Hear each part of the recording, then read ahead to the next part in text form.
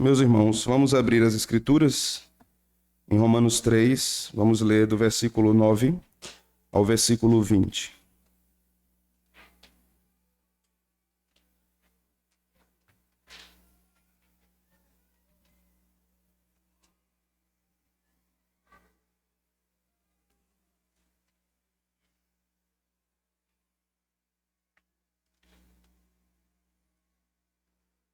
Diz a palavra do Senhor. Que se conclui? Temos nós qualquer vantagem? Não, de forma nenhuma. Pois já temos demonstrado que todos, tanto judeus como gregos, estão debaixo do pecado. Como está escrito, não há justo nenhum sequer, não há quem entenda, não há quem busque a Deus. Todos se extraviaram, a uma se fizeram inúteis, não há quem faça o bem, não há nenhum sequer. A garganta deles é sepulcro aberto. Com a língua urda engano, veneno de víbora está nos seus lábios. A boca deles a tem cheia de maldição e de amargura. São os seus pés velozes para derramar sangue. Nos seus caminhos há destruição e miséria, e desconhecem o caminho da paz. Não há temor de Deus diante dos seus olhos. Ora, sabemos que tudo o que a lei diz, aos que vivem na lei o diz, para que se cale toda a boca e todo mundo seja culpável perante Deus. Visto que ninguém será justificado diante dele por obras da lei, em razão de que pela lei vem o pleno conhecimento do pecado. Amém. Vamos orar, meus irmãos. Nosso Deus, Salvador de nossas vidas, Redentor da igreja, do povo que o Senhor escolheu. Nós pedimos que nessa noite o Senhor fale conosco mais uma vez por meio da pregação, do anúncio, da proclamação da Tua palavra que será exposta mais um dia do Senhor, em mais um culto vespertino. Que o Senhor abra os corações e os ouvidos nessa noite. Que o Senhor abra os ouvidos tapados por conta do pecado. Que o Senhor penetre com sua palavra em corações enrijecidos, endurecidos, em entendimentos entenebrecidos, obscurecidos, e não conseguem ver a realidade espiritual de suas almas. Senhor, leve vidas ao arrependimento, ao verdadeiro arrependimento. Desprenda-nos, Senhor, de nós mesmos, desprenda-nos das nossas concepções a respeito do que é servir a Deus, desprenda-nos de qualquer pré-compreensão que não está em alinhamento com a Tua palavra, e que nós sejamos levados à verdade do Evangelho, e que as nossas frontes, não mais do que isso, Senhor, sejam dobradas diante de Ti. Que o nosso coração se submeta à Tua palavra. Converte corações, Senhor, porque assim eles serão verdadeiramente convertidos. Ó Senhor, edifica a Tua igreja. Mostra-nos mais uma vez a realidade deste assunto que é tão importante e não foi tomado pelo apóstolo Paulo como algo que devesse ser tratado de forma passageira, de forma rápida. Temos meditado há tantas semanas, há tantos meses, sobre o que Paulo vem dizendo a respeito do pecado, e sobre como o pecado tem reinado sobre o coração dos homens pecadores, e sobre como isso mata a humanidade e os afasta de Deus para sempre. Ó Deus, mais uma vez, pedimos que o Senhor fale conosco misericordiosamente e abra os nossos olhos para as maravilhas de Tua lei. Esse é o nosso pedido, Senhor, no nome de Jesus. Amém. Amém. Os irmãos podem se sentar.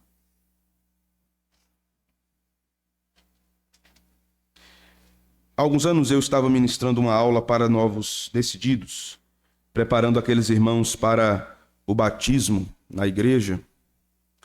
E estávamos falando sobre vários assuntos doutrinários, seguindo um cronograma de uma abordagem panorâmica das principais doutrinas das Sagradas Escrituras. Então, obrigatoriamente, chegaríamos à doutrina do pecado. Pecado, nós sabemos, já vimos e temos visto do que se trata.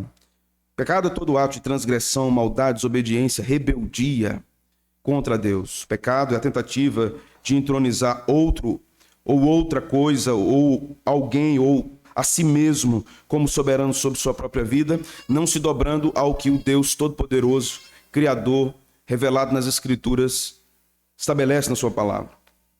Em determinado momento daquele encontro de catequese, um senhor pediu a palavra e me disse o seguinte: pastor, o meu pai é um ateu. Ele é um homem que nunca acreditou em Deus. Ele é um homem que nunca se dobrou diante de qualquer ensino religioso. Ele tinha muita facilidade em fazer críticas à Bíblia, críticas ao cristianismo. Ele apontava vários erros históricos ocorridos na história do cristianismo e como muitas vezes a religião se misturou com tantas outras coisas, prostituindo-se. Mas o meu pai era um homem muito carinhoso com seus filhos. Até pouco antes de sairmos de casa, ao nos casarmos, ele ainda nos acordava pela manhã com um beijo. Ele ainda lembrava-se da data do aniversário de todos nós. Ele ainda nos abraçava quando nos via diariamente. Ele era um homem muito carinhoso com a sua família. Ele foi um homem fiel à minha mãe durante toda a sua vida. Eles permaneceram mais de 50 anos casados e o casamento deles foi uma maravilha. Então, pastor, eu não acredito que meu pai foi para o inferno. Eu não acredito que uma pessoa tão boa, que fez apenas o bem, só foi para o inferno porque dizia que não acreditava em Deus. Ele fez boas obras, e eu entendo que o Senhor está falando e ensinando aqui que somente através do Evangelho, e de que Jesus é a porta, e que Jesus é a única salvação, mas eu posso lhe dizer com toda a convicção do meu coração, nem o Senhor nem ninguém vai me convencer que o meu pai foi condenado.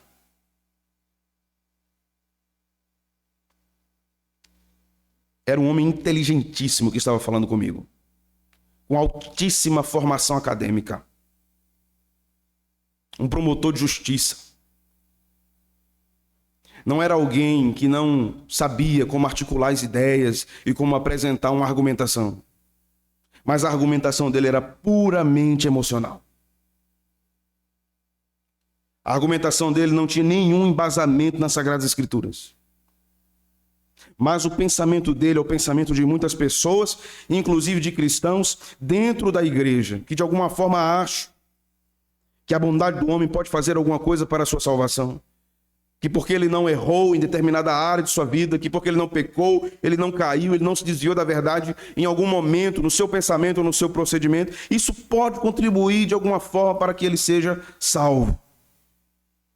Até mesmo aqueles cristãos que conhecem as verdades da palavra de Deus, até mesmo aqueles que conhecem mais profundamente a teologia e a reforma protestante e o que a reforma diz a respeito da salvação por meio de uma obra soberana de Deus, em dado momento do seu comportamento, da sua vida, da sua trajetória, dos seus tropeços, acabam achando que eles precisam fazer alguma coisa para serem salvos, para que Deus os aceite, para que eles sejam dignos de serem aceitos por Deus. De alguma forma, eles acreditam que a prática da religião também ajuda nisso, de alguma forma. De que ser um bom religioso, de fazer as coisas seguindo aquela cartilhazinha, de que sendo alguém fiel à igreja, fiel aos preceitos que são ensinados aqui, isso pode contribuir para que ele seja alguém realmente salvo. Então isso dá condição a ele, verdadeiramente, de olhar para um outro que não tem caminhado tão retamente e dizer sobre aquele outro: este não pode ser salvo e não é salvo. E eu não acredito que uma criatura dessa possa ser transformada por Deus, porque essa criatura é ruim. Quando nós pensamos numa cena dessa contemporânea, que é próxima a nós devemos observar que é exatamente o que nós temos lido sobre o que Paulo vem dizendo a respeito dos judeus e a respeito dos gentios. Paulo começa Romanos falando para os gentios, falando que Deus revela-se na natureza, na criação, e de que isso é um fator importantíssimo, porque torna os homens indesculpáveis. Deus revela a sua grandeza, e nós vimos que na criação Deus não revela apenas a beleza, a grandiosidade, a infinitude de seu ser, Deus revela-se moralmente na criação. Por isso que os homens são indesculpáveis. Por isso que Deus age e atinge os homens, não apenas pelo que eles veem no mundo exterior, mas a revelação geral também se refere a como Deus se revela ao próprio coração do homem. Deus fala ao homem. Então isso faz com que nós saibamos que não há nenhum ser humano na face da terra que nasça de mulher que não conheça a Deus. Todos conhecem. Todos conhecem. Porque Deus se dá a conhecer a todos como Criador e como legislador. Mas somente através do Evangelho, estes mesmos homens podem conhecer a Deus como Redentor. Quando nós observamos esse trecho de Paulo em Romanos, nós observamos que o pecado seduz, engana os homens e os leva a adorarem a outros deuses. Lembremos-nos, Paulo está falando para gentios e para judeus. Paulo está invalidando qualquer perspectiva, intenção e segurança judaica de que a mera guarda pelos preceitos judaicos e o zelo pela religião pode salvar os judeus. Paulo está dizendo, não pode. A fidelidade à religião não pode salvar vocês. Nós observamos aqui, no versículo 20, veja, quando ele diz, ninguém será justificado diante dele por obras da lei, em razão de que pela lei vem o pleno conhecimento do pecado. Essa é a única função da lei, conscientizar os homens do seu pecado. Paulo está dizendo, ninguém pode ser salvo pela lei, e ninguém pode ser salvo pelas obras, ninguém pode ser salvo pelo cumprimento da própria lei. Isso parece um contrassenso, irmãos. Mas para nós, no mundo contemporâneo, isso ainda é algo vigente no meio dos homens. Eu preciso fazer algo para ser salvo, isso dignifica a minha vida de ser chamado, ou me chamar de alguém diferenciado. Eu não sou como esse publicano. Eu jejuo, eu dizimo, eu frequento a igreja, eu não perco uma escola dominical nem uma assembleia de membros. Então isso garante para mim um passaporte. Ninguém vai entrar lá dizendo assim, eu só faltei um domingo, foi o dia 1 de janeiro, na escola dominical. Isso não garante nada. A prática religiosa não garante nada. E quando eu falo isso, parece que eu estou falando contra a religião, ou que eu sou inimigo da religião. Mas é preciso que você acompanhe todas as exposições de Romanos. E todas as críticas que Paulo tem feito a um sistema religioso que garante ao homem, ou tenta garantir ao homem, a salvação ou a autossalvação. Se eu fizer isso, então eu sou digno. Esse é um tipo de barganha. Se eu faço, Deus me abençoa. Se eu não faço, Deus me pune. Não é? E muitas pessoas têm vivido em função disso, nesse tipo de religião. Paulo nos diz aqui nesse trecho, desde o capítulo 1, na verdade, que o pecado corrompe a racionalidade humana. E mais uma vez ele vai dizer isso aqui nesse trecho. O homem não consegue pensar corretamente em termos do que é a realidade das coisas sem o Evangelho. Ele tem percepções verdadeiras sobre vários aspectos da realidade, mas ele não pode, sem Deus, ter a correta percepção da realidade de modo mais abrangente, porque falta uma coisa muito importante nessa análise e nessa percepção: o Criador de todas as coisas. Então o pecado corrompe a racionalidade humana. O pecado desvia os homens da moralidade que Deus instituiu. O pecado desvia a moralidade dos homens para a baixeza. A baixeza sexual, por exemplo, que é o que Paulo fala no capítulo 1. O pecado também está presente na soberba da religiosidade. É o que Paulo vem atacando, vem criticando, vem repreendendo os judeus aqui. A soberba da religiosidade. Para Deus não faz diferença nenhuma aquele que creu hoje e aquele que creu no dia de sua morte. Eles foram salvos pela graça. Mas aquele que teve a oportunidade de crer antes do momento final de sua morte deve viver para Deus, em santidade e novidade de vida. E aqui nós vamos analisar agora os versos. Vejamos o versículo 9 depois o 19 e o 20. Eles estão muito encadeados. Veja, depois de Paulo ter repreendido os judeus de várias formas, Paulo vai falar algo muito importante aqui e que vai chamar muito a nossa atenção.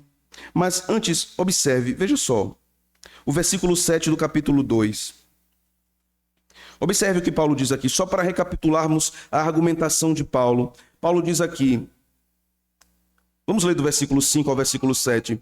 Mas segundo a tua dureza e coração impenitente, acumulas contra ti mesmo ira para o dia da ira e da revelação do juízo, do justo juízo de Deus, que retribuirá a cada um segundo o seu procedimento. Verso 7. A vida eterna aos que, perseverando em fazer o bem, procuram glória, honra e incorruptibilidade. Quando nós lemos isso, alguns intérpretes, por exemplo, vão dizer, apressados intérpretes, vão dizer, esse texto está dizendo que é alguém que aceitou a Cristo, é alguém que teve o evangelho, então ele viveu de forma justa, de forma santa. Então, por causa disso, ele perseverando em fazer o bem, ele recebe glória, honra e incorruptibilidade. Mesmo colocando Cristo no começo, não fecha com o que Paulo está dizendo. Porque Paulo está dizendo que esse que herda glória, honra e incorruptibilidade, perseverou em fazer o bem, e por causa disso é que ele herdou essas coisas. Se nós defendemos isso, estaremos dizendo que Paulo está defendendo a salvação por obras.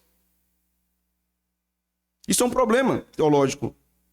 E Paulo não está fazendo isso. Essa é uma forma retórica de levar o judeu a entender o seguinte: se você, judeu, vive de forma reta, sem pecar contra Deus, cumprindo os preceitos da lei, você será justificado pela sua prática religiosa. Você perseverou em fazer o bem, então você receberá glória, honra e incorruptibilidade por conta disso. Mas qual é o problema? Quem é o judeu que vai fazer isso? E então nós entendemos esta parte à luz do versículo 20 do capítulo 3. Visto que ninguém será justificado diante dele por obras. Por obras. Então aqui nós entendemos claramente o que Paulo está tratando no capítulo 2. Paulo está levando o judeu a um quadrado para mostrar a ele que ele não pode salvar-se mediante as obras da lei. Ele não pode fazer isso. Por isso no versículo 9 ele diz, no capítulo 3, que esse conclui: temos nós qualquer vantagem? Não. Ele está falando do judeu, né? Temos nós judeus qualquer vantagem? Não. De forma nenhuma. Pois já temos demonstrado que todos, tanto judeus como gregos, estão debaixo do pecado. Então no verso 19 ele diz: ora, sabemos que tudo o que a lei diz, aos que vivem na lei, o diz, para que se cale toda a boca, e todo mundo seja culpável perante Deus. Isso inclui judeus e gentios. Visto que ninguém será justificado diante dele por obras, em razão de que pela lei vem o pleno conhecimento do pecado. Então Paulo está demonstrando aqui que os judeus não têm nenhuma vantagem em termos de salvação sobre os gentios. Na porção anterior que nós vimos na semana passada, ele diz sim, os judeus têm vantagem, alguma vantagem, e a vantagem que eles têm é ter os oráculos de Deus, ter a palavra de Deus, ter o Antigo Testamento. Essa é a vantagem que os judeus têm. Mas em termos de salvação, não existe vantagem para o judeu, porque ele é um religioso, porque a salvação é pela graça apenas, e não pela guarda de preceitos da lei. É Cristo que salva apenas. Então, quando nós olhamos para o capítulo 2 e vemos que o judeu que é justificado pela lei, porque perseverou em fazer o bem, herdando glória, honra e incorruptibilidade, nós nos perguntamos: quem é esse judeu? E a minha resposta para isso é Cristo. Cristo é justificado por suas obras. E por causa de suas obras, por causa da sua vindicação, é que é possível que pecadores sejam salvos. Então a única porta é Cristo. A única possibilidade é Cristo.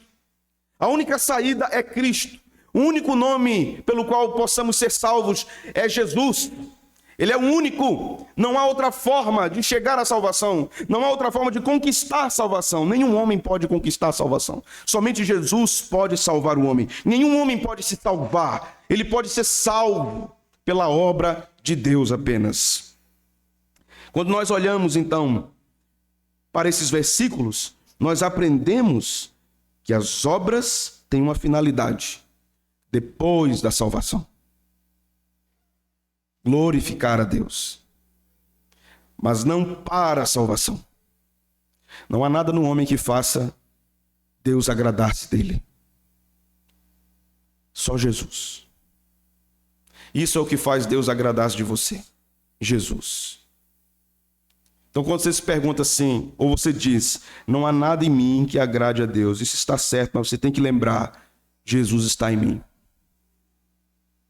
Cristo em vós, esperança da glória. Deus agrada-se de nós por causa de Jesus. Quero me dirigir então a você que não professa fé em Cristo, que não tem Cristo como Senhor e Salvador de sua vida. E eu quero ser bem claro com você, para que você entenda o que eu estou dizendo. Você que não é crente, você que não crê em Cristo como seu Salvador, eu quero ser claro e objetivo com você. E quando falo que a fé em Cristo é necessária para a salvação, eu não estou falando em mera crença. Não estou falando apenas de você dizer que acredita que é verdade o que eu estou dizendo. Eu estou dizendo de uma fé que deposita em Cristo todo o anseio, esperança e expectativa para o livramento da ira de Deus. É se agarrar a Cristo como único e suficiente Salvador. Uma vida bem vivida somente é possível se ela for transformada por Cristo. Então, pecador, creia hoje, porque você é um pecador. Se você acha que essa linguagem é ofensiva, se lembre que o seu pecado tem ofendido a Deus muito mais. Você é um pecador que necessita de salvação. Creia em Cristo hoje como o único Salvador de sua vida. Como pregador do Evangelho, eu não posso deixar que você saia deste templo nessa noite, nesse culto, sem ouvir essa verdade. Creia em Cristo hoje, porque a sua vida não pertence a você mesmo. O seu destino não pertence a você mesmo. O que acontecerá com você amanhã ou depois não pertence ao seu controle. Creia em Cristo hoje como Salvador de sua vida. Não saia daqui sem dizer: Cristo, transforme meu coração. Entre na minha vida, mude meu pensamento, mude as minhas disposições, mude as minhas afeições. Eu quero te servir com toda a minha vida, com toda a minha força, com toda a minha alma. Me dirijo a você que tem vivido longe de Cristo, uma vida devassa, uma vida mergulhada na prostituição, nos vícios, na droga, no álcool, nas idolatrias. A você que acha que a verdade sobre a vida está na ciência e não na Bíblia, que a verdade sobre a vida está na sua cabeça e não na Bíblia, que está na sua compreensão, na forma que você enxerga o mundo, e a sua soberba cega os seus olhos.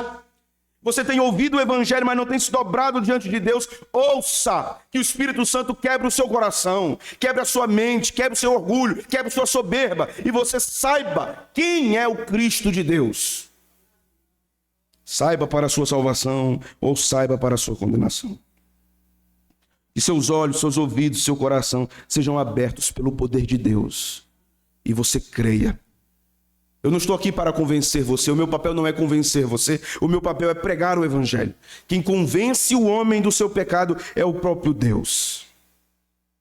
Mas eu me dirijo também a você que é religioso, que para você o que mais importa é a pompa e a honra da religião. Que para você o que mais importa é o templo, o prédio. E para você o que mais importa é a estética do que a religião pode dar. A você que canta, que ora, que vem aos cultos, mas que está morto. Morto em seus delitos e pecados. Você que ama a doutrina, que ama a teologia, mas abandonou o primeiro amor. Você que assiste milhares de vídeos de pregadores famosos durante a semana. Você conhece todos eles. Você que é cliente Prime da Amazon, de tanto comprar livro de teologia. Mas o seu coração está distante de Deus. Você está morto nos seus delitos e pecados. Seja liberto por Deus nessa noite. Seja liberto pelo poder da palavra do Espírito nessa noite. Não apenas conheça sobre Deus, conheça Deus. Conheça quem é o Deus das Sagradas Escrituras, o Deus que se revela na história e se revela aos homens. Creia em Cristo, seja liberto por Ele, tocado por Ele, ressuscitado por Ele. Ouça a sua voz assim como Lázaro ouviu, saia da sepultura nessa noite. A você que, como filho mais velho, religioso, resmunga, exigindo honra de seu pai. A você em que a graça não basta, mas você precisa do reconhecimento humano como um bom fariseu, como um bom religioso, que valorizava mais a lavagem de mãos e a lavagem dos utensílios para que estivessem purificados do que a presença do próprio Cristo diante dos olhos. Assim eram os religiosos. Ele come sem lavar as mãos. E eu quero saber de lavar a mão, irmãos, quando eu estou diante de Jesus. Porque Ele lava toda a minha vida. Ele purifica toda a minha existência. Ele ressignifica quem eu sou. Vamos para o verso 10. Aqui nós temos, a partir do versículo 10, Paulo apontando muitas coisas importantes sobre a natureza do pecado, ou a pecaminosidade do pecado, como diziam os puritanos. Paulo nos mostra aqui, basicamente, o pecado como condição, a condição pecaminosa, na natureza pecaminosa do homem, do verso 10 ao verso 12. Paulo nos mostra que o pecado passa uma nova etapa, depois apenas dessa natureza, ele passa para o discurso pecaminoso, do verso 13 até o verso 14, e então mais uma vez ele dá um passo. Agora para ações pecaminosas. Observe, verso 10. Como está escrito, não há justo, nenhum sequer. Não há quem entenda, não há quem busque a Deus.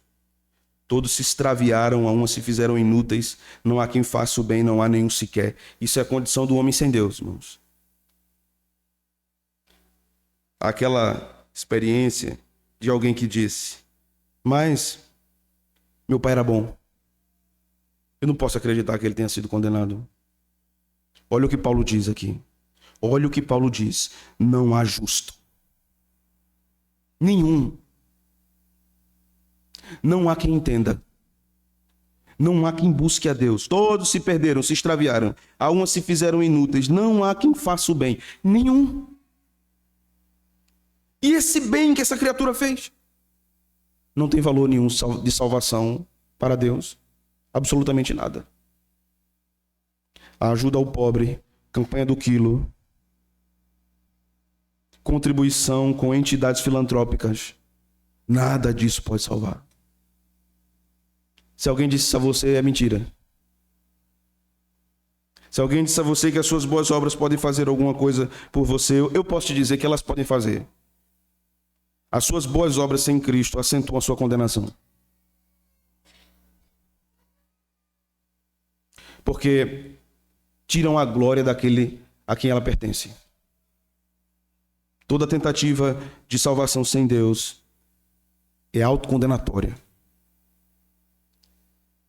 Isso é a natureza do pecado. Ele destrói, ele corrompe, ele penetra em todas as camadas da existência humana, não apenas no nosso coração, mas em tudo que está diante de nós, toda a realidade que nós vivemos, o pecado está presente. Por isso que Paulo vai dizer em Romanos 8 que a criação geme querendo redenção, esperando a glória, a redenção dos filhos de Deus, para que a própria criação seja liberta disso. Liberta desse jugo.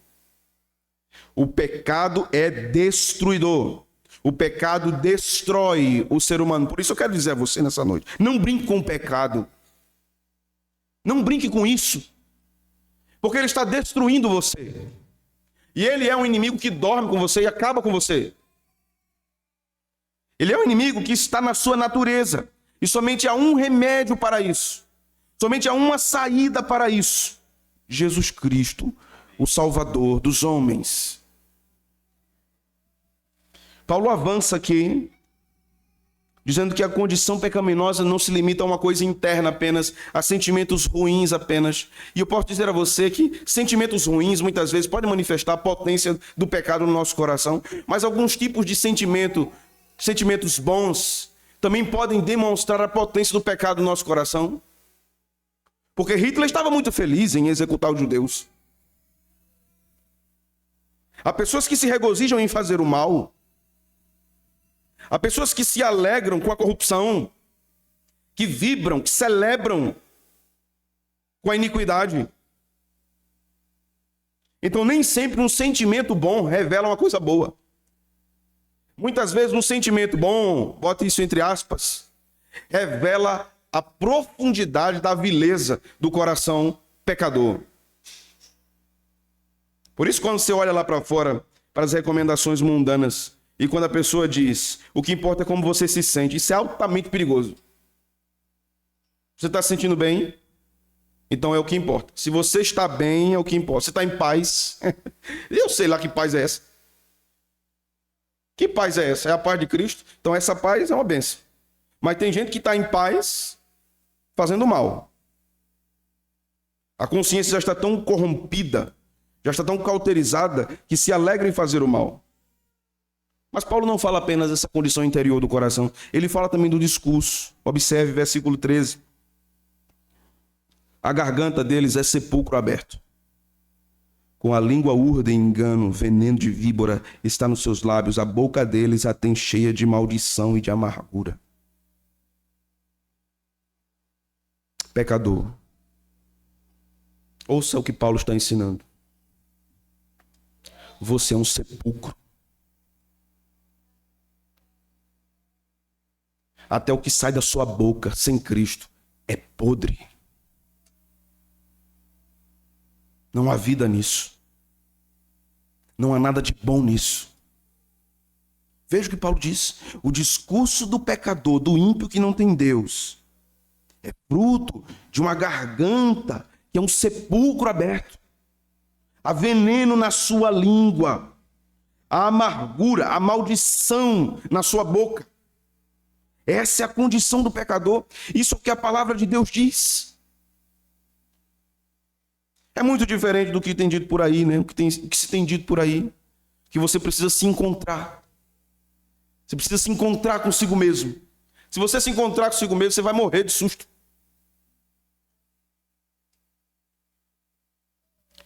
Morrer de decepção, morrer de medo. E quando você se encontra consigo mesmo, você percebe o quão você é terrível. Você já se assustou com as suas rugas? Eu estou me assustando com as minhas. Ontem minha esposa disse, não adianta não. Não adianta tu ficar olhando no espelho. Quando nós lidamos com o pecado, é muito pior do que isso. Quando nós olhamos para o nosso próprio coração, para as nossas intenções, disposições pecaminosas, nós sabemos que nós somos terríveis. Por isso que quando a gente escuta alguém nos dizer assim, não é? Você é uma bênção na minha vida. A gente fica olhando assim. Meu Deus, tu é muito misericordioso. Graças a Deus. Porque o que há em mim, o que existe em mim de bom sem o Senhor? Se eu sou uma bênção para alguém, não sou eu, é o Senhor. Não vivo mais eu, mas Cristo vive em mim. Porque a vida que eu agora vivo na carne, vivo pela fé no Filho de Deus, que me amou e se entregou por mim.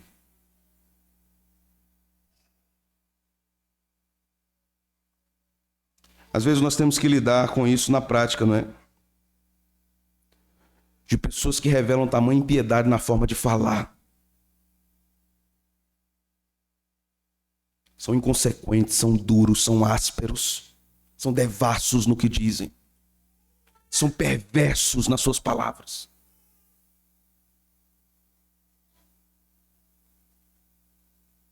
Em casa é uma benção. Se em casa é uma benção, em todo lugar vai ser uma benção. Mas também existem aqueles casos de que é uma benção em todo lugar, menos em casa. Você é assim? A sua família pode testemunhar a seu respeito? O que é que você tem falado? Você tem se sustentado em quê? É o meu temperamento? Porque tudo é temperamento hoje. Até o pecado sumiu, tudo é temperamento. o teu temperamento pode ser absolutamente governado pelo pecado. O que você fala é fruto do seu coração. Então, quando você diz, eu falei isso, mas eu não queria dizer. Você queria, o seu coração queria dizer. O seu coração queria ferir o outro. Ele queria abater o outro até o chão por meio de suas palavras. Ele queria triunfar como rei sobre o seu próximo, porque a sua garganta é um sepulcro e a sua língua está cheia de maldição, como de uma víbora. Você pode olhar para esse texto, olhar para você e se identificar. É duro isso, né? É muito duro, irmãos. Isso é muito duro. Olhar para o texto e dizer, isso aqui sou eu. Eu sou uma víbora e eu sou um sepulcro aberto e dentro de mim só tem desgraça e pecado. Eu sou isso aqui. Então alguém precisa dizer a você que você não é bom. E esse alguém sou eu hoje. Você não é bom. Você é mau. Você é pecador. Você é digno de condenação. Você é digno do inferno.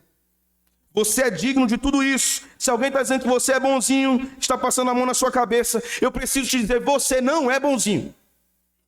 Você não é. Isso aqui é você, isso aqui é o seu retrato. Uma víbora, um sepulcro. Jesus vai chamar os religiosos também de sepulcro caiado, que por fora é muito bonito, é uma bela escultura, mas por dentro está podre. Podre. A mente está corrompida, está mergulhada num mar de esgoto. Isso é você? E agora? E agora? O que resta? Desespero, meu amigo, é o que resta. Desespero. O que resta é terror. E o seu coração tem que experimentar o terror da lei. O terror da perdição, o terror do pecado, o terror da ira de Deus. Você precisa sentir isso para ser verdadeiramente convertido a Cristo. Você precisa sentir que você está absolutamente perdido, como se você tivesse sido lançado de uma nave espacial numa grande galáxia e não tem onde você se segurar. Você está apenas caindo. Você deve sentir isso, a sensação de perdição. Essa experiência é fundamental para que você saiba quem é o grande salvador da sua alma. Mas Paulo não para aqui. Dá para aguentar ainda? Dá para aguentar aí ainda?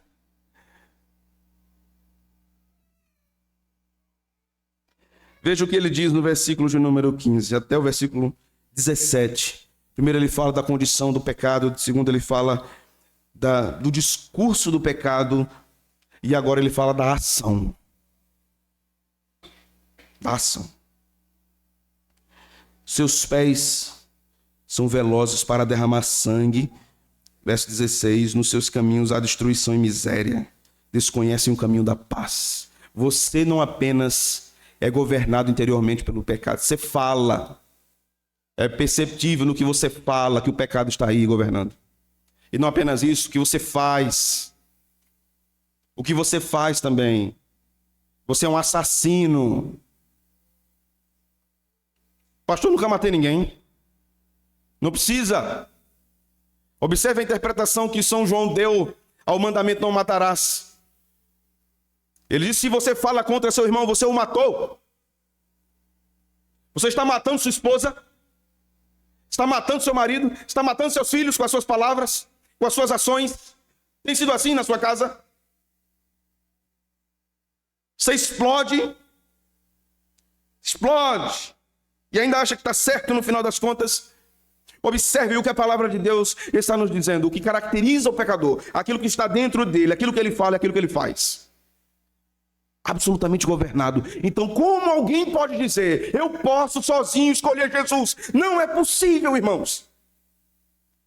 Há alguma liberdade para o pecador? Sim, há. A liberdade de piorar os seus pensamentos. A liberdade de piorar o que ele diz e piorar o que ele faz. É a única liberdade que o pecador tem. De aprofundar-se ainda mais na lama. Como alguém pode dizer, alguém pode escolher a Cristo? Eu, se quiser, posso escolher a Cristo ou não escolher a Cristo? Posso resistir à graça ou aceitar a graça? Não é possível. O que Paulo está dizendo aqui, não há quem entenda, não há um sequer, não há um justo, não há quem busque a Deus. O que é que um homem pode fazer para ser salvo? Nada. Nada. Quando alguém perguntou a Jesus isso, o que eu posso fazer para herdar a vida eterna? Jesus disse, guarde os mandamentos. Guarde os mandamentos. E aí aquela pessoa respondeu, mas eu faço isso desde a minha juventude. Então Jesus disse, não venda tudo o que você tem e me siga. E aquela criatura se entristeceu e disse, eu não posso fazer isso. Porque o seu Deus eram as suas riquezas.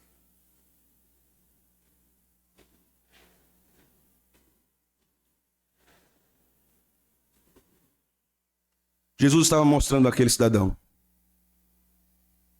ainda que você cumpra os mandamentos referentes ao seu próximo, você pecou contra a primeira tábua. Você tem outro Deus. Você não honra o nome do Senhor. Você amou o presente século. Você amou a sua segurança. Você não pode ter a vida eterna. Diante de todas essas coisas que Jesus ensinou, irmãos, um dia o apóstolo olhou para ele e disse, então, impossível. É impossível o homem ser salvo, Senhor. Jesus disse, na mosca. Muito bem. Você acertou. E aí Jesus continua, mas o que é impossível aos homens é possível a Deus.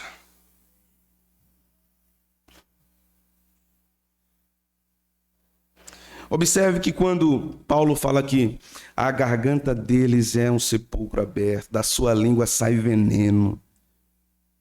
Observe um contraste que o apóstolo Paulo faz. É claro que o Espírito Santo está guiando, a pena do autor, inspirando o autor, mas Paulo foi o maior teólogo da história do cristianismo.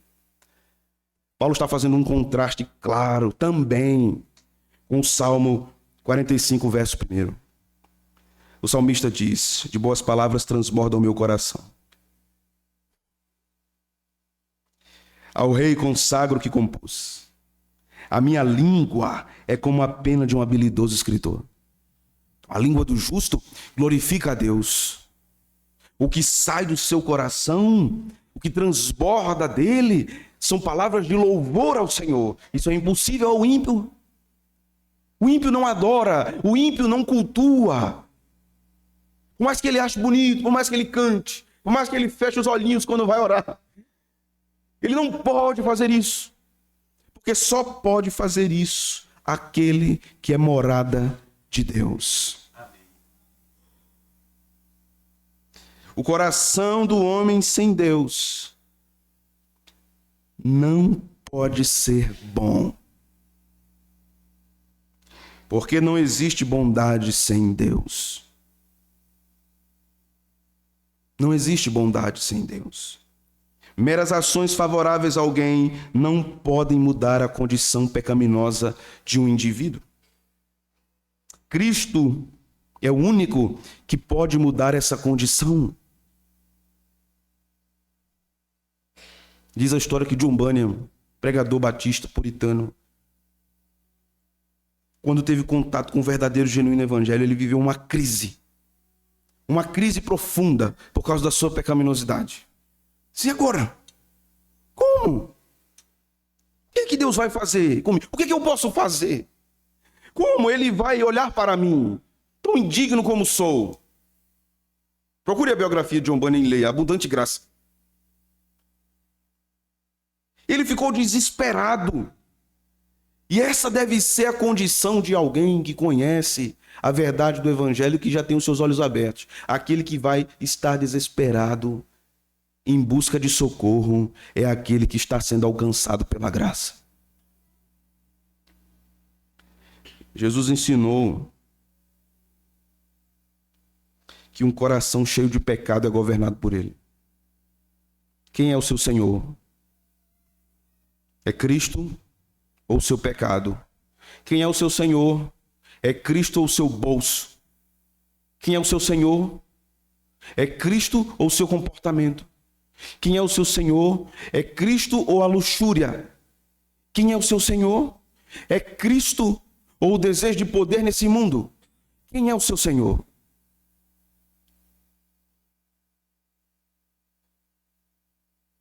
Jó, capítulo 14, versículo 4. Você pode abrir esse texto?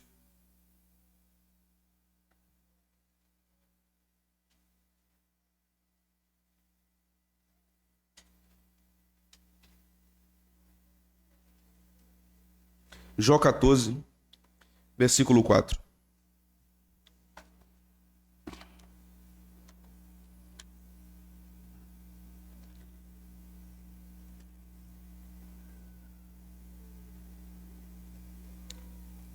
Leia esse texto colocando o seu nome, certo? Em vez de imundícia, coloque o seu nome. Certo, irmãos? Amém, irmãos? Muito bem. Quem da imundícia pode tirar coisa pura? Qual é a resposta da palavra?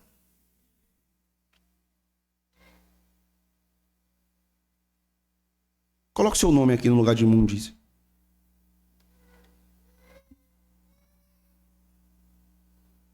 A Nova Almeida Atualizada diz: quem da impureza pode tirar alguma coisa pura? Ou como do impuro se pode tirar alguma coisa pura?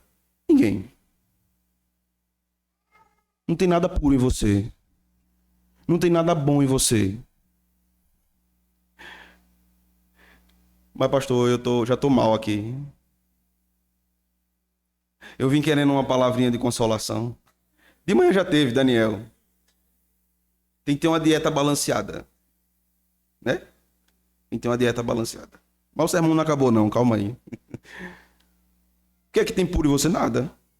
Nada. Às vezes, né, eu acho engraçado, né? Às vezes os crentes vêm conversar.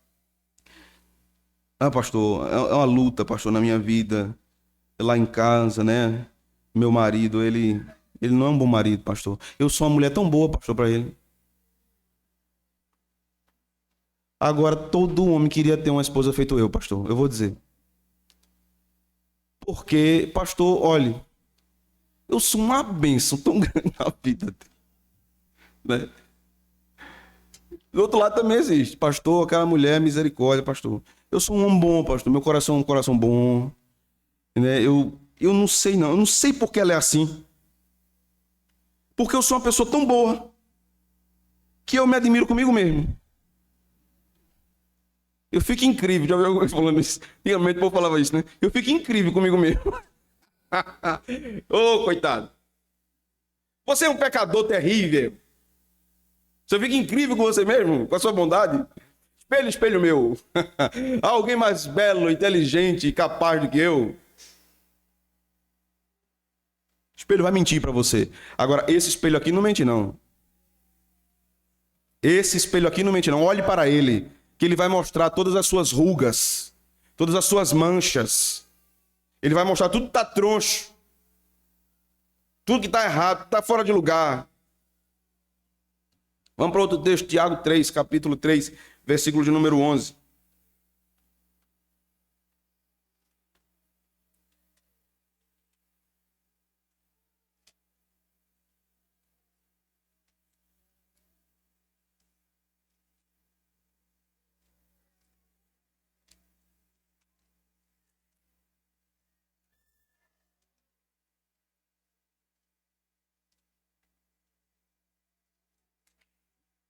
Esta é uma pergunta retórica de Tiago que não tem a resposta, mas nós pressupomos imediatamente a resposta quando nós lemos. Tiago vai dizer: acaso pode a fonte jorrar do mesmo lugar o que é doce e o que é amargo? Qual a resposta? Qual a resposta, irmãos? Não. Não tem como jorrar água doce do seu coração pecador. Não tem. A natureza pecaminosa gerará uma doutrina pecaminosa. O que está no nosso coração vira uma norma para a nossa vida, vira uma ética para nós. Nós vivemos por isso. Nós falamos disso. Não é? Certa vez me ofereceram uma carona, era um crente. Piedoso. Sabe aquele crente que fala manso? Graça e paz, reverendo. Tudo bem? Ô, pastor, que mensagem maravilhosa. Ô, pastor, eu tenho orado, viu, pastor? Minha vida de oração. Pastor, eu gosto muito de orar, pastor. Manso. Hoje eu dou uma carona ao senhor, pastor. Disse, bora. E o telefone tocou, era um cliente. Ele atendeu, que o cliente começou a perguntar as coisas. Ele disse, você está pensando que eu sou palhaço? Eu olhei assim, disse, meu Deus. Aí ele olhou para mim e disse, pastor, são negócios. E eu disse, tudo bem, meu irmão. Eu entendo, cada um, né, no seu lugar. Agora ele esculhambou o cliente. Tá pensando que eu sou besta porque eu sou crente? É. Eu não sou palhaço. Não vou não, rapaz, mandar não outra mercadoria não. E se você quiser, bota na justiça aí. Tem um palavrão. Eu olhei assim. Irmãos, eu fiquei com vergonha. Eu fiquei duro assim, parado olhando para frente. Ele desligou e quando ele ficou bufando assim, foi se acalmando. Aí daqui a pouco botou Grupo Elo. Calmo, sereno e tranquilo. Meu amigo. É benção. Aí comecei. O que é que me restava? Cantar, né? Comecei a cantar. Vivo o descanso desse vida. Ele disse, pastor, olha, isso é uma questão profissional. Eu disse, certo, meu irmão. Tô entendendo. Ele disse, porque tem cliente, pastor, que o senhor sabe, né? Eu disse, eu sei, meu irmão. Eu sei. Mas ele, pastor, eu sou um homem crente, viu? Eu disse, não, eu tô vendo, eu sei. Eu tô percebendo. Você é um homem realmente, né? Meu irmão, você falou um palavrão, meu irmão. Eu perguntei a ele. Varão, você falou um palavrão. Eu sou daquele reformado das antigas, que palavrão é escandaloso para o meu ouvido. Os reformados modinha aí não, né? Tem pastor até falando palavrão no púlpito aí, o povo rindo. Mas eu sou daquele tempo que se eu falasse um palavrão, é um tibei na cabeça que minha mãe dava. Meu irmão, você é seminarista, você vai ser pastor, varão. Um homem irado. Tranquilidade externa quer dizer nada. Quer dizer nada. Quando a ira mora no coração, isso é independente de como aquela pessoa é exteriormente. Há pessoas muito calmas exteriormente, aparentemente, mas são uma bomba relógio. Nem tem pavio. Não é pavio curto, não. Nem tem pavio. Só tá o toco lá. Você é assim? É daqui, pastor, eu sou calmo. Agora não piso no meu pé, não. Não, meu irmão. Escute, vou fazer aqui uma paráfrase nordestina. Se alguém pisar 490 vezes no seu pé, você tem que perdoar. Tem que mudar, meu irmão. O evangelho muda a vida de um pecador. Muda. Muda uma vez e continua mudando. Não é assim, meus irmãos? Aí agora vamos para a parte que conforta. Né? Escutei um glória a Deus aí por aí perdido. Glória a Jesus. Amém, Senhor. Até que enfim.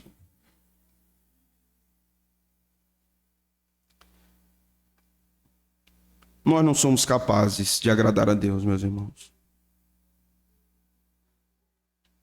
Nós não somos capazes de sermos bons maridos. As irmãs não são capazes de serem boas esposas. As mulheres solteiras e homens solteiros não são capazes de serem bons solteiros. Nós não somos capazes de sermos bons. Não somos. Mas Deus é muito gracioso. E Ele olha para esse sepulcro, para essa cobra venenosa. Já percebeu o que é que Deus está dizendo aqui com a gente? Você é uma cobra venenosa. A partir de hoje, todas as vezes que você sonhar com cobra, você sonhe comigo. Sonhe comigo hoje. Né? Nada de jogo do bicho, pelo amor de Deus, irmãos. Tem que dizer, mas rapaz, não é todo dia que o cara sonha com uma cobra. Acaba sonhar assim, de repente, do nada, vai que dá no bicho, né? E joga. Não, meu irmão, não. Não, vá trabalhar. Deus vai abençoar seu trabalho, né? E vai honrar os seus esforços. Amém, meus irmãos? Crente não joga no bicho. Jogo de azar, não. Não é Deus, não. Não venha nem me perguntar se é pecado. Não vem nem me perguntar, porque os crentes vêm com umas conversas, irmãos. E uma vez eu dando uma aula que eu estava tão empolgado, uma aula de teologia, agora tão empolgado, que já estava vibrando, já estava arrepiado. Disse, meu amigo, que assunto maravilhoso. Aí do nada o aluno levantou a mão. Posso fazer uma pergunta, pastor? Disse, pode. Criar passarinho é pecado?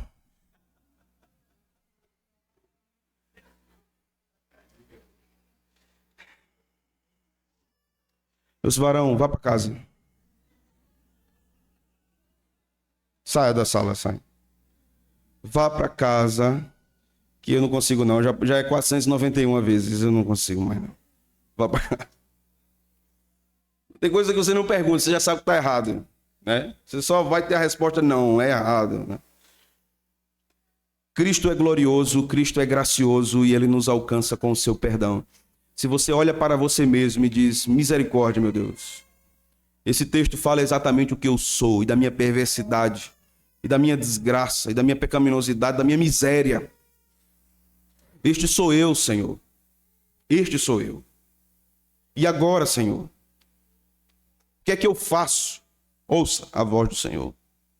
Eu sou o caminho, a verdade e a vida. Ninguém vem ao Pai senão por mim. Eu sou a porta. Eu sou a ressurreição. Eu sou o pão da vida que desceu do céu. Eu sou a água da vida. Em você não há nada, em mim há tudo. Em você não há condição, em mim há todo o caminho para a salvação. Em você não há força, nas minhas mãos estão todo o poder nos céus e na terra. Para você é impossível, para mim é perfeitamente possível, porque o que é impossível aos homens é possível a mim. É isso que o Senhor diz. Então você que se acha tão incapaz de ser salvo, você está certo, mas a verdade seguinte disso é, Cristo quer salvar você. Cristo quer relacionar-se com você. Cristo quer revelar o amor do seu Pai a você.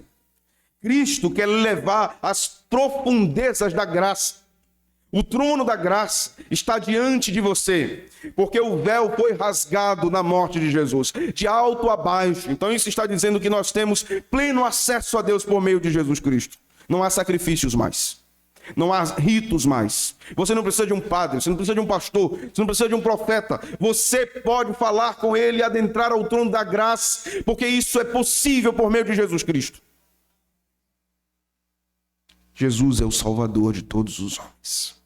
Oramos a Ti, Senhor, em adoração, pela Tua glória, pelo Teu favor, pelo Teu amor, porque nós somos tão indignos, nós somos tão miseravelmente pecadores, e não podemos fazer absolutamente nada, nem mover um côvado da nossa vida, mas ao Senhor pertence todo o poder para salvar.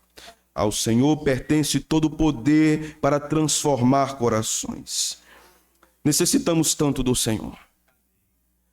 Trabalha, Senhor, em nossas vidas, em nossas almas, em nossas famílias, em nossa igreja. Que nossos corações sejam convertidos a Ti. Que nossas crianças conheçam a Tua verdade. Que os nossos jovens conheçam o Teu Evangelho, não apenas de ouvir falar, mas de ver a obra da graça manifestada em suas próprias vidas.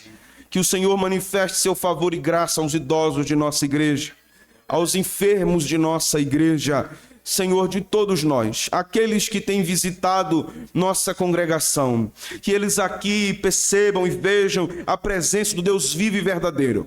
O Evangelho de Deus sendo pregado com fidelidade, com ousadia, com poder e com graça, para a edificação de vidas e para a conversão de pecadores.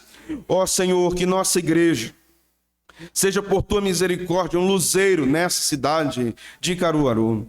Que o Teu Evangelho jamais seja aqui corrompido, que ele jamais seja aqui esquecido. Ó Senhor, preserva este púlpito com a pregação fiel, poderosa e verdadeira, durante muitos anos ainda até a Tua volta, sendo assim a Tua vontade. Ó Senhor, abençoa os ministros desta igreja, Os pastores desta igreja, usa-os com poder e com graça para a pregação do teu evangelho, para o pastoreio do teu rebanho, para o cuidado, Senhor, da tua noiva. Os presbíteros da igreja, usa o Senhor poderosamente para o cuidado, Senhor, com o teu rebanho, para a supervisão do teu rebanho. Usa estes homens com grande graça e poder. Usa, Senhor, os diáconos de nossa igreja, todos eles, para servir o teu nome com graça, com poder, Senhor, e com ousadia, para cuidar dos pobres, dos necessitados, daqueles que necessitam de ajuda. Abençoa, Senhor, as mulheres de nossa igreja, que sejam mulheres piedosas, mulheres justas, tementes a Deus, que tenham seus olhos em Cristo, seus joelhos dobrados perante aquele que tudo pode, aquele que tudo governa e aquele que tudo transforma. Ó Senhor, te peço pelos homens de nossa igreja, dá a eles, Senhor, graça para governar seus lares. Dá a eles firmeza bíblica, dá a eles, Senhor, compromisso com o evangelho, compromisso com a tua casa, compromisso em guiar os seus na tua santa e poderosa palavra. Por fim, Senhor, te pedimos, tem misericórdia do nosso país, tem misericórdia de nossa nação, livra-nos, Senhor, do mal e do maligno. Livra-nos, Senhor, dos corruptos. Livra-nos, Senhor, dos déspotas. Livra-nos, Senhor, do homem perverso. Que a tua igreja continue tendo liberdade para adorar, pregar, proclamar o teu evangelho na nossa nação. Tem misericórdia dos pobres da nossa nação, Senhor. Que o Senhor socorra aqueles que precisam e que estiver ao nosso alcance. Abra a porta para nós, Senhor, como uma pequena parcela do teu rebanho espalhado pelo mundo, para que nós possamos fazer a nossa parte. Te pedimos que tu abra portas para nós também, para que avancemos na pregação do teu evangelho, na divulgação da tua palavra. Dá à nossa igreja, Senhor, um impulso missionário. Dá à nossa igreja, Senhor, fervor para a evangelização. Dá à nossa igreja, Senhor, um compromisso cada dia crescente com a obra de Deus, com missões, com a tua causa. Que nossa igreja, Senhor, seja um instrumento nas tuas mãos para a posteridade e para o presente. É assim que nós oramos no nome de Jesus. Amém. Louvado seja Deus, meus irmãos. Vamos afirmar.